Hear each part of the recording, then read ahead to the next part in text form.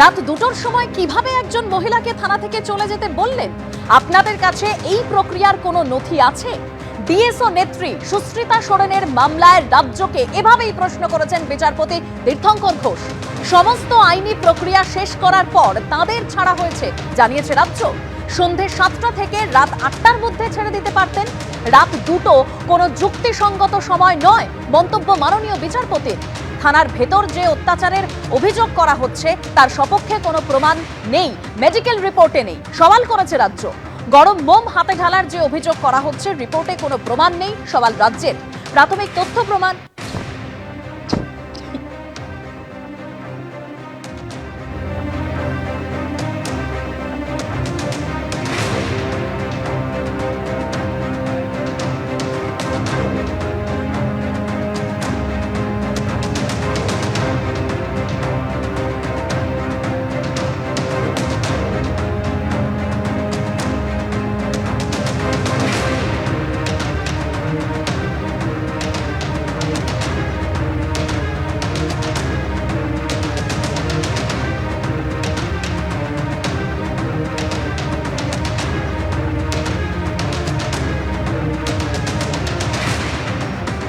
বিচারপতি তীর্থঙ্কর ঘোষ তিনি আরো বলছেন যে ইতিমধ্যে রাজ্যের তরফে যা সওয়াল করা হয়েছে যে গরম মোম হাতে ঢালার যে অভিযোগ করা হচ্ছে রিপোর্টে তার কোনো প্রমাণ নেই। প্রাথমিক তথ্য প্রমাণ অনুসন্ধান ছাড়া এমন অভিযোগকে গুরুত্ব দেওয়া হলে এটাই নতুন প্রবণতা হয়ে দাঁড়াবে। কাউকে পুলিশ আটকালেই সে থানা থেকে বেরিয়ে এসে অভিযোগ করবে যে আমাকে মারা হয়েছে, এভাবেই সওয়াল করা হয়েছে রাজ্যের তরফে। আগামী 19শে মার্চ দুপুর 3টে ফের এই মামলার শুনানি।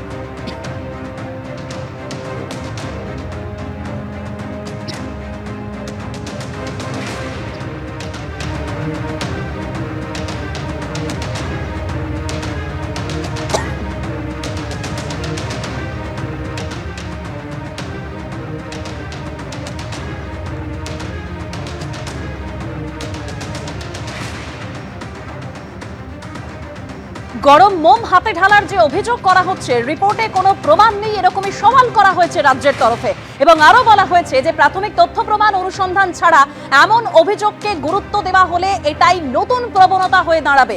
কাউকে পুলিশ আটকালে সে থানা থেকে বেরিয়ে এসে অভিযোগ করবে যে আমাকে মারা হয়েছে, সওয়াল রাজ্যের।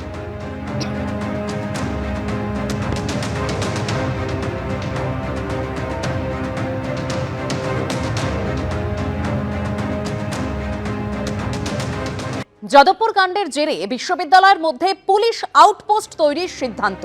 যাদবপুরের রেজিস্ট্রারকে চিঠি লালবাজারের। ক্যাম্পাসের কোন জায়গায় করা যায় আউটপোস্ট সেই জায়গা চিহ্নিত করতে চিঠি দেওয়া হয়েছে লালবাজারের তরফে। বিশ্ববিদ্যালয়ের মধ্যে আউটপোস্টে 24 ঘন্টায় পুলিশ থাকবে।